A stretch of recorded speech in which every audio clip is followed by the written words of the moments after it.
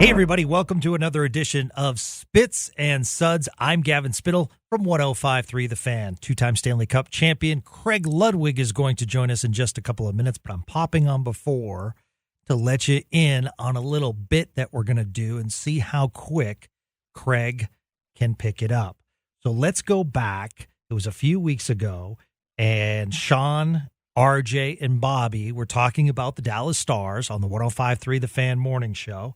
And it came up about Spits and Suds. And Bobby was trying to promote the show, except he kind of got the tail end of the name a little bit wrong. Spits and Studs. So he said Spits and Studs instead of Spits and Suds. So Sean said, I wonder if Gavin, call me the boss, I wonder if the boss would play along with the bit and see if Craig notices if he changes the name to Spits and Studs from Spits and Suds. So that's what we'll be doing momentarily. So let's see how quick Craig can pick up on the name change right here. Get ready for it. And welcome into the Top Stars podcast in DFW. We are Spits and Studs. I'm Gavin Spittle of 105.3 The Fan. I'm joined by two-time Stanley Cup champion Craig Ludwig, back from a nice holiday in Wisconsin. How are you, my friend? Great to have you back on the program. Here we go. Don't know. No, just because you're from Wisconsin doesn't mean you can rub it in, sir. I meant here we go, Packers. Yeah. Yeah. Well, like I just said to you earlier before we started, I mean, I don't know why people are shocked and mad. I mean, it's like set your watch by it. Oh, my goodness. Yeah, that's pretty frustrating. Go Rangers. Here we go. Pitchers and catchers report in just a few weeks. Excited about the World Championship celebration that will happen all year, and hopefully they can repeat and get back to the playoffs and more. So yeah, I'm waiting for my annual invite. Maybe this year there'll be more than 3 beers in the fridge. I got you covered, buddy. Yeah, I know. You'll have 4 or 5 of them there, won't you? There were 12 in there. No, there weren't. Well, there were. I just need to remember there were because I counted. I need to designate 12 for Craig. Well, all I know is the good news is you just walk out the door, turn to your right, walk about 20 feet, and there's a little bar right there. Yep. I got you covered. It'll be a fun time for sure. So you had a good holiday break? Yeah. Except, you go up to Wisconsin for Christmas and New Year's and stuff like that, and it's snowmobile time, and it was 47 degrees every day, and you couldn't even. It was all open water, so nobody was ice fishing, and then you get in your car and get ready to drive back. And the day that I leave, they get 6 inches of snow. It takes me a lot longer to get to Minneapolis, where it starts to clear up, and then you pull into Dallas and a couple practices, and before you know it, it's the weather that you wanted. Wisconsin is here in Dallas. Hockey weather, right? Yep, exactly. Absolutely. So, did you miss all of us at Spits and Studs?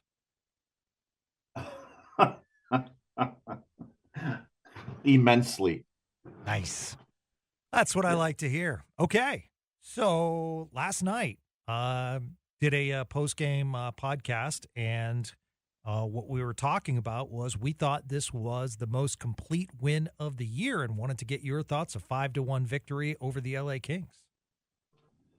Yeah, I mean, good game. I had a game last night, and so I had to come home knowing I was doing this world-renowned podcast this morning. I had to watch the game over last night. I'm so sorry. Well, that's all right. I'm up till 2, 3 in the morning anyways. Yeah, it is. But, and again, I kind of look at it from both sides of the fence, and, that's a team that I believe had lost their previous 7 or 8 games in a row and then won a game. And their LA started out really well this year, and it looked like they had that team that they did from a couple of years ago, a couple different pieces, and their big acquisition hasn't done anything that they got over from Winnipeg in the big trade, although the guys that went to Winnipeg are doing well. But regardless of the opponent, it's kind of, in a good way, it's Groundhog Day again. I mean, for this team from Dallas, and I mean that in positive, because they find ways to score, and it's not that they find ways to score; they're the depth.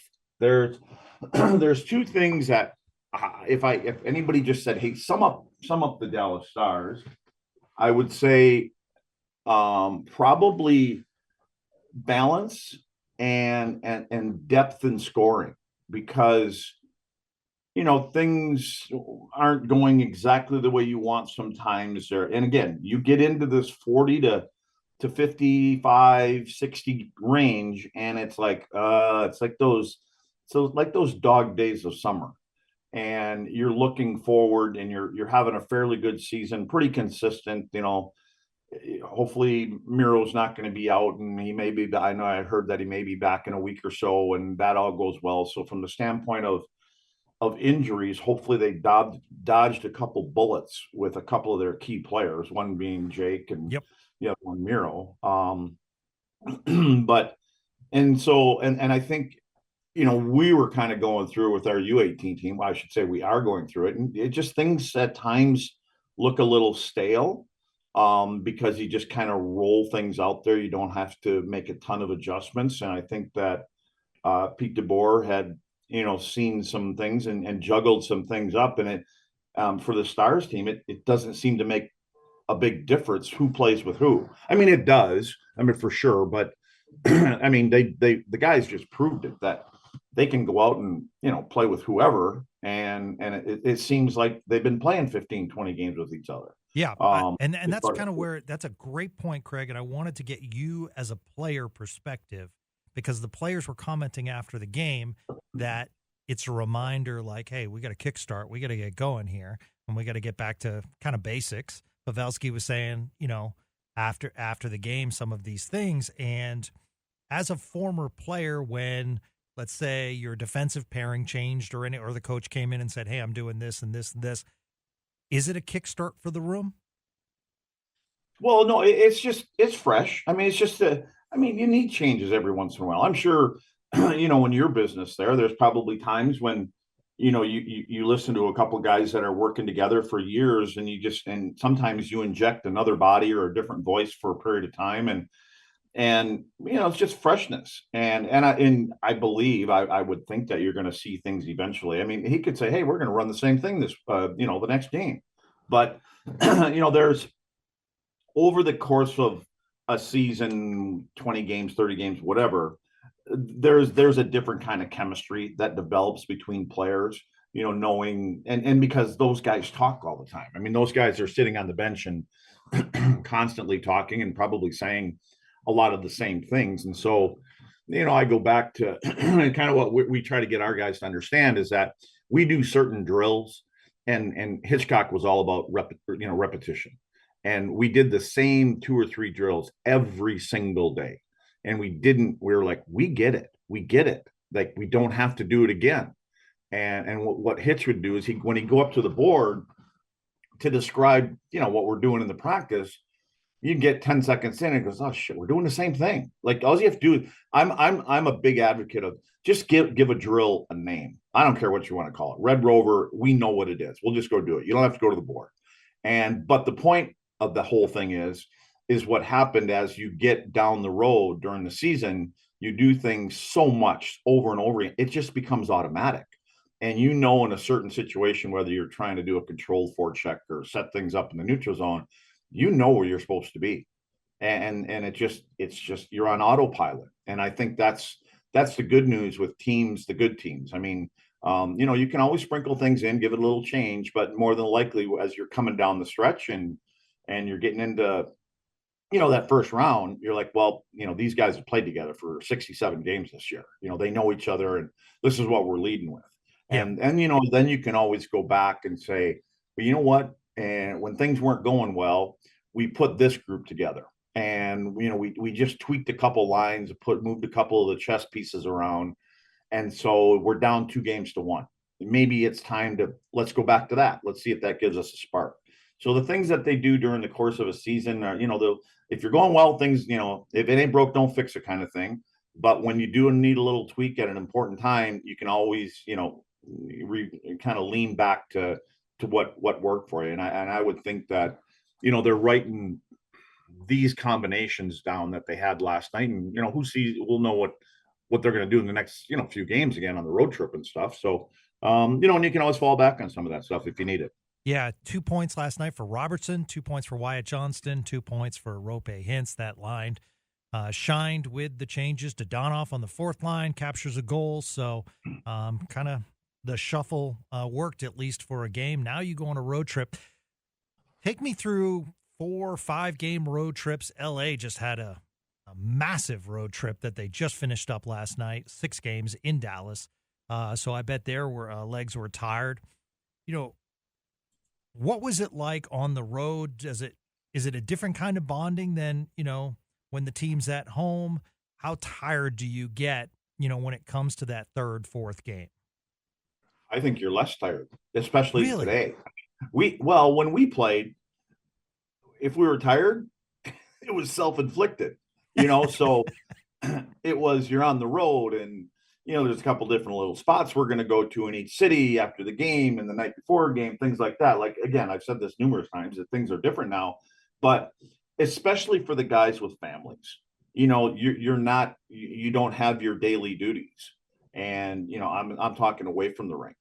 And so now you get to the room and they all got their own rooms. They get in, they watch what they want to watch, not what their wives or girlfriends want to watch.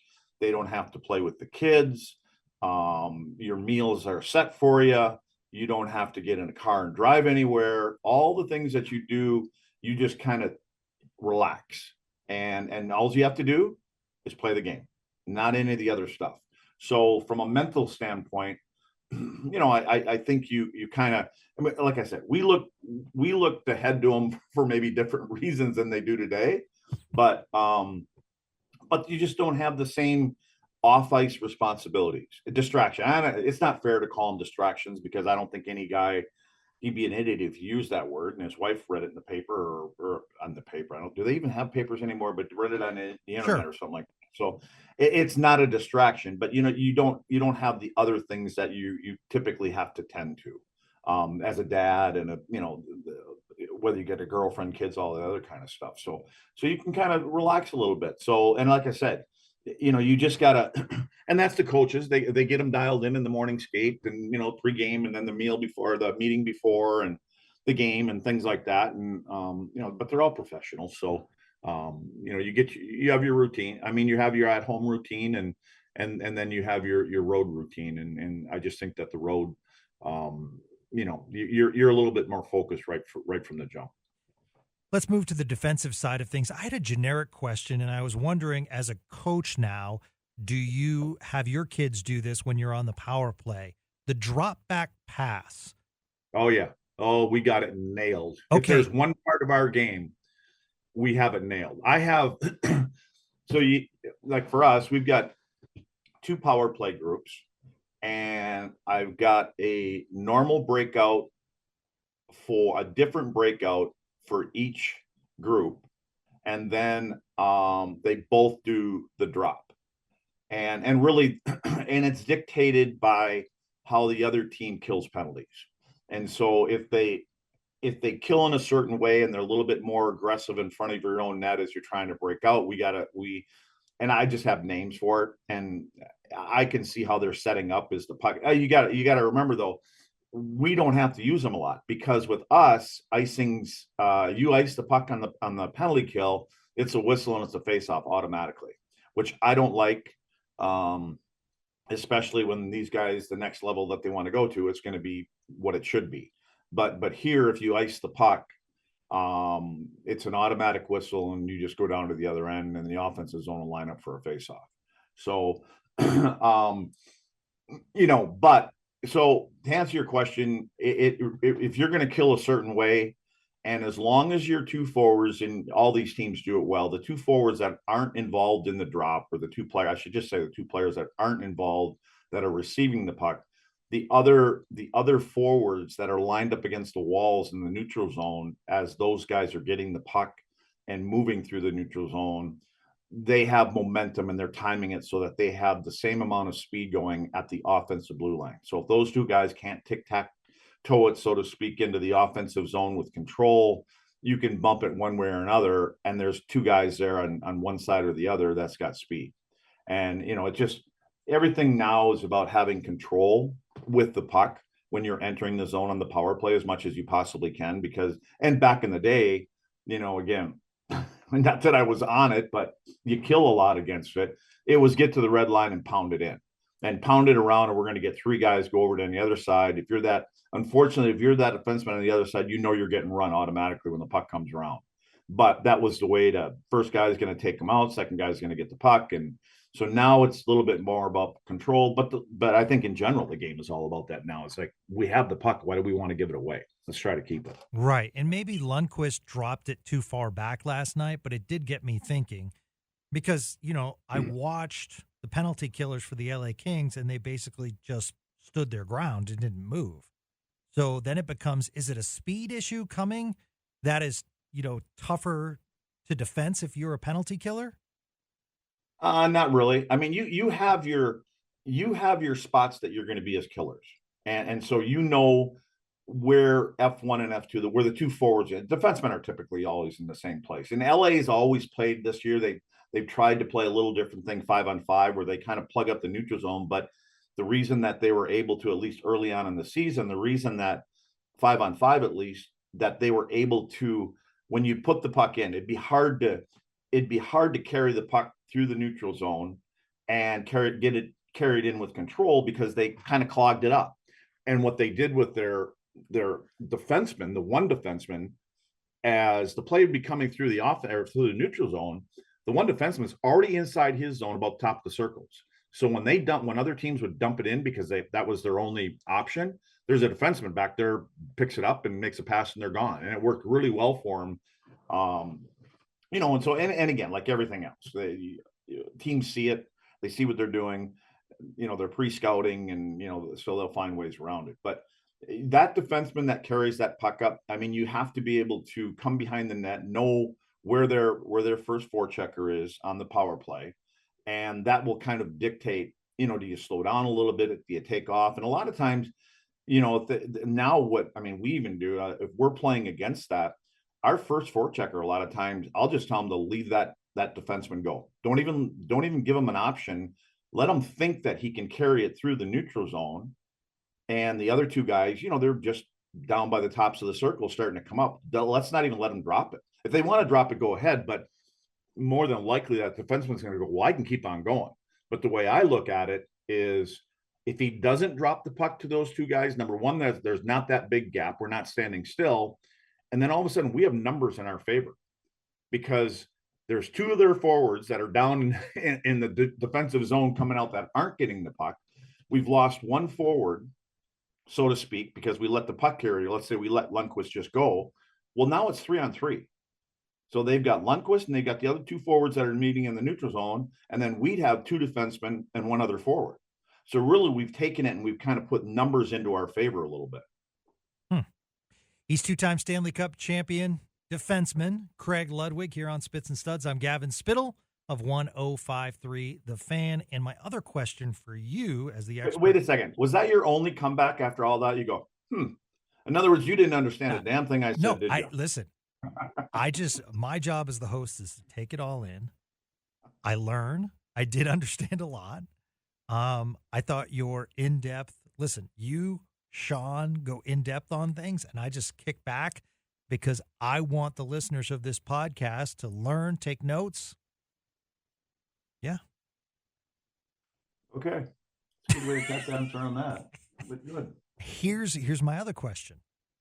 And you might say that's an idiotic question, Gavin, and I understand. But I'm asking these questions because I think people want to know. Stars, one of the best penalty kills in the NHL. Jani Hakanpää, huge part of that. How can a guy be really good on the kill and struggle on 5-on-5?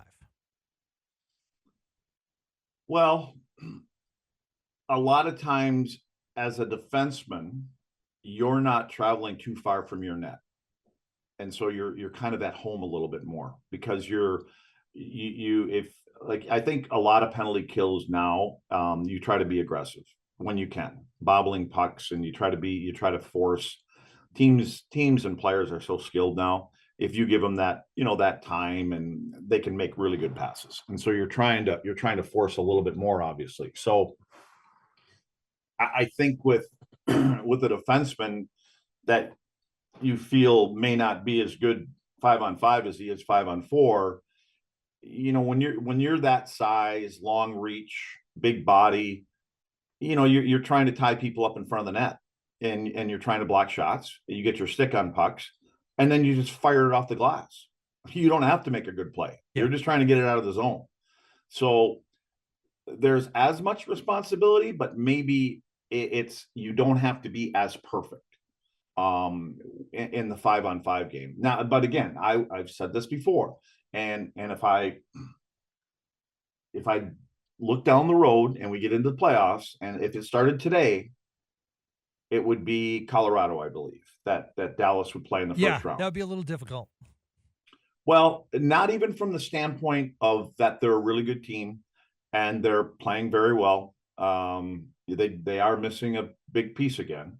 We'll see where that all goes. But I'm not a huge fan of man-on-man. I don't get into it that much.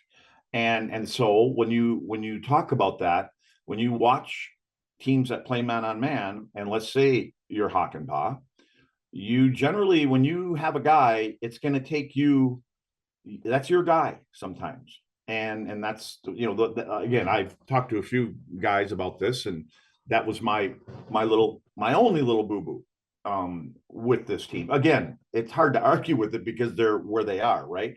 But when you played against skilled teams that have skilled players and can pass the puck, Detroit Red Wings, New Jersey Devils, so they've got a couple of them teams on this road trip. And when you open up seams, and when you have defensemen that are leaving the front of the net, which is where they've been playing since they were 3 years old, and you move pieces around and you're out above the tops of the circles because that's your guy and you're watching that, three things happen for me.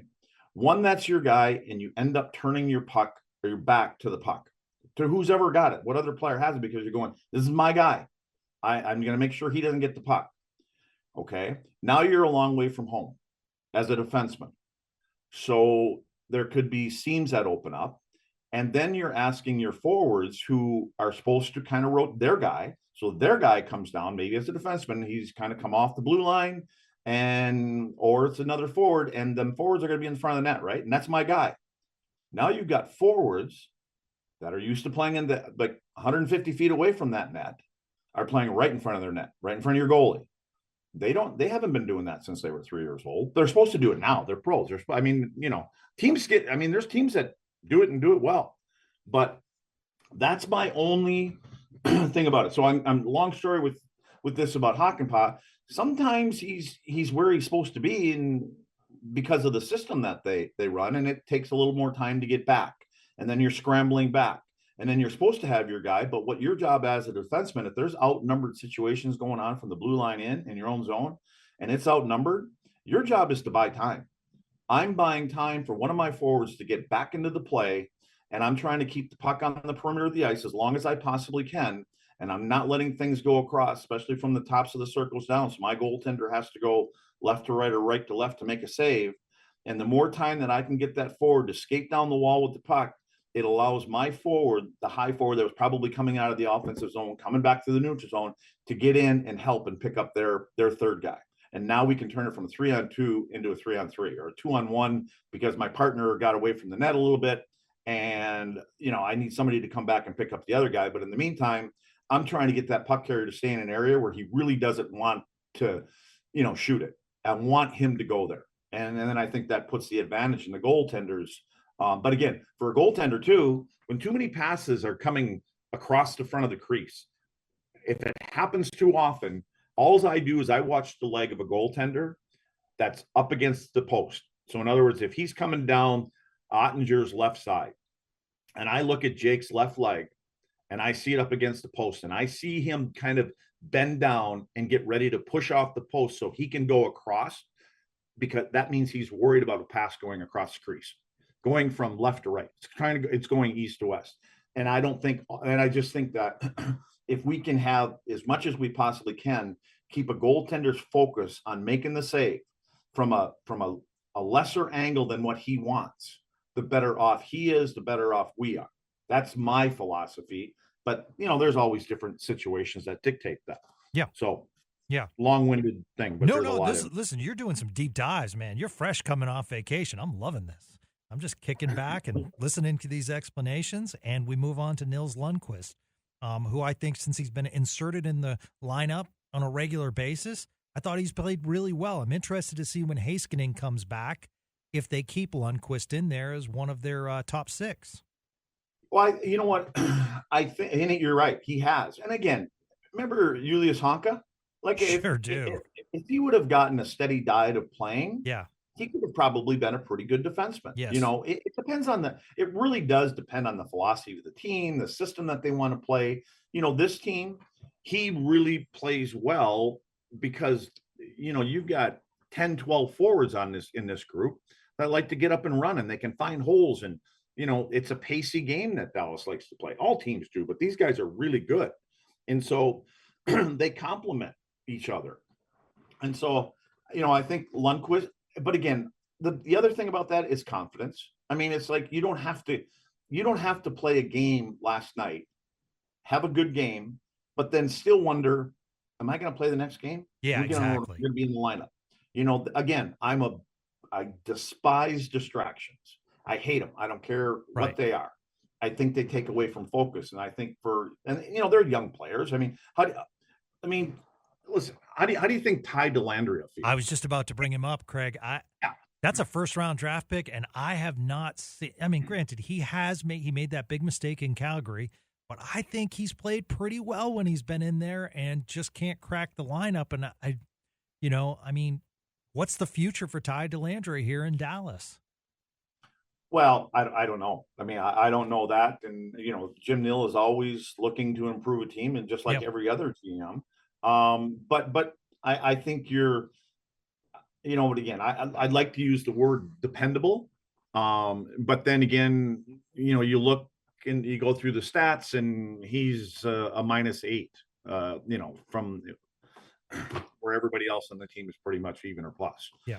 So does that have anything to do with it? Is there a reason that he's -8? I don't, I haven't watched every goal that's gone in while he's on the ice.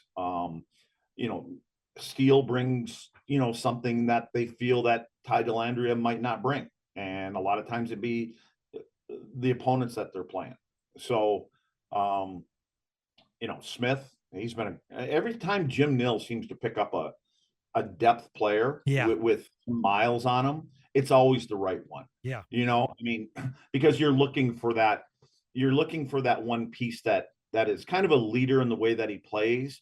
And he's a communicator with who he's playing with, and he drags the other two people that they've put on the same line into that type of a game.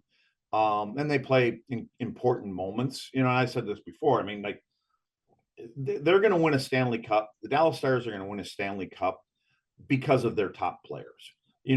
Because of Hintz, and because of Robertson, and because of Jake Ottinger, and because of Heiskanen. But you don't win it without the other ones. You're not going to win it without Craig Smith. You're not going to win it without Dadonov, those guys. And so good pieces. Yeah, I mean, it takes a whole group. And the other thing is you need depth. I mean, if you're going to go through all 4 rounds, guys are going to get hurt. Yeah. And I think that's why it's always important to keep these guys, in the loop. It's not. No, absolutely. I mean, having a Joel Hanley to come in when Heiskanen's out, and I mean, I know they protect him at times, but at the same time, you have a guy who's played a lot of NHL action the last couple of years that seems to fit in well with this team, and he's a good room guy. So same thing with Ty Dellandrea. You got a guy that's ready to come in. So I guess you're right. In that depth, Jim Nill has done a really good job there. Well, those things that you bring up, those are good problems to have. Yeah. If you're a coach, that's a good problem to have. That I know if for instance, Steele takes a puck off the angle and he can't go, we're just going to plunk Ty in there and he's just going to pick up where he left off. That's where the assistant coaches, I think, come into play so often, is that when those guys aren't in the lineup, now you're kind of a buffer between the head coach and the player, and you're a buddy, and a lot of positive things are being said, and you put them through the right kind of drills after practices and things like that. Not where they get pissed off and they get bagged and things like that, but just say, hey, we got to keep you going. You're going to get in here. You got to be ready. And, you just got to sell hope to them. And finally, I want to go to Twitter. Jeffrey brought up a good question last night. And I said, I'm going to ask Craig about this and see if it's antiquated. And antiquated. You like that word? Yeah, I do, but you can tell me later what it means. I'll pretend I know. Jeffrey at JLux007. By the way, I should change my name to at GJ Spittle 007, Craig. That would make myself at least 8% cooler. Discuss the secrecy on injuries. I don't think I care on details as much as I care how long the player might be out. Like upper body versus week to week. Is there a legit concern of players targeting injured areas? I just read Eichel had lower body surgery. That's new.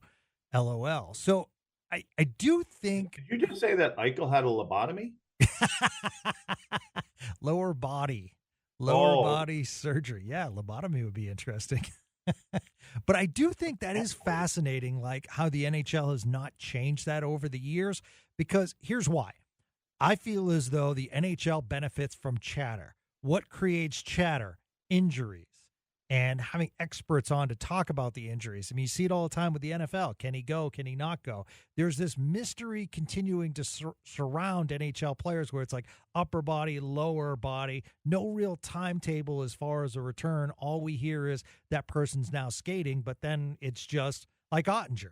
Close to being back, and then all of a sudden he's in the lineup. So I wanted to get your thoughts if you think that the NHL should be more transparent as far as injuries. No. I mean, again, game is different today. But if we knew that if I was playing against, I don't know, Messier or Hully or whoever, and somebody said, they came out and said, yeah, he tweaked his right ankle, and 2 games ago, you don't think that we would target his ankle every chance we could? Like, just take, there's sneaky ways how you can chop somebody's ankle and you can kick it with your skate, and if it was a goaltender, you're going to say if it was Jake Ottinger that came out and said, yeah, he strained his left arm or left shoulder or something like that. You don't think guys would be going to his glove hand? I mean, so, I could see that. Well, yeah, those days are over, right? Like when we hang sports, out. Are you not looking for every single edge that you can find? No, I agree. I agree there, but at the same time, if they're ready to come back, why do people care? Why do you care? Because why do fans care if they tell you it's his left toe? Well, what do you care? I care as far as the timetable for return. But I mean, how does it change? Because it creates chatter. Well, oh my God, there's so much chatter out there the way it is right now. You need more reasons to create chatter. Give me chatter, sir. Yes. I have multiple Spits and Studs programs to conduct on a weekly basis. I need more chatter. Well, I don't know. Are any of them any good? Only when you are on, sir. I can tell you, the more you do less well. First of all, you never listen to any of the programs that I do unless you're on. So you don't know that. You are correct.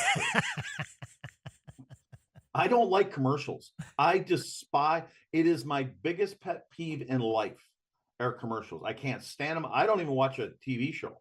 I'll if there's a show on that I'm watching, I will put it on pause. And if it's an hour show, I'll wait until there's only about 38 minutes left, and then I'll watch it. I can't stand your radio commercial breaks where you go away for 6 minutes. Wow. I can't stand it. Got to pay my salary, sir. It makes people change the channel, and then you come back and you missed what was happening in that. We have no alternative. We have to make enough money to pay for the costs. Yeah, well, apparently you're not making enough. Because they're all the time. It's not that. It's not that Well, bad. I'm getting gift certificates from you that are half the amount that they actually say. Well, all right. Listen, we're going to correct that. That's an off-air discussion, sir. Now, that's it. Pass the buck. Pass the buck. Not me. You sound like some of them third and fourth line players. It's not me. It wasn't me. It was him. I do have an issue when you pay for a streaming service, and then on top of that, you have to watch commercials. I have a problem with that. Well, you don't have to. You can pay an extra $4. Oh, that's true. It's commercial free. Yeah. Although, man, watching the ESPN game last night, by the way, I thought the crew was terrific. I love Kevin Weeks. I love Cassie Campbell-Pascal. I think she's terrific. How she's not in the NHL Hall of Fame, I don't know. But, one thing is that in the breaks, because they don't have commercials on ESPN Plus, just constant promos of ESPN. And I'm like, oh, my God, I can't take this. So I was like you. I had to pause the game last night and then just fast forward through those endless promos. So you agree with me that commercials are junk? On TV, absolutely. Radio, you should hyper listen to every single one. Now, when you become an exec on the TV side, you're going to say, yeah, them radio commercials. That's the one time you'll listen to this program because you'll pull that audio and knowing you'll spread it on social media, but where you're not even on social media just to ruin me. That's what you'll do, Craig. I'm not even sure how to get on social media yet. Oh, my goodness. This has been fun. You are a true stud, sir. Thank you so much for participating in today's program. It's always a pleasure. Yes, we have dinners coming up. This is going to be exciting that people have paid a lot of money to have dinner with you, Craig, and I'll come along for the ride, and that'll happen. So 2024 is the year of Gavin and Luds. Pinata Gavin. That's, you know what? Amen. There's a lot of truth to that. He's two-time Stanley Cup champion, Craig Ludwig. He's a true stud. I'm Gavin Spittle of 105.3 The Fan. The name of the show is Spits and Suds. Wherever your podcast is found, just leave a comment. Hey, love the show, stuff like that. Give us 5 stars if you feel as though we're 5-star worthy. We're looking to grow this thing together with you, and thank you guys so much for listening as you do. We truly appreciate it. We'll have another episode coming soon right here on 105.3 The Fan.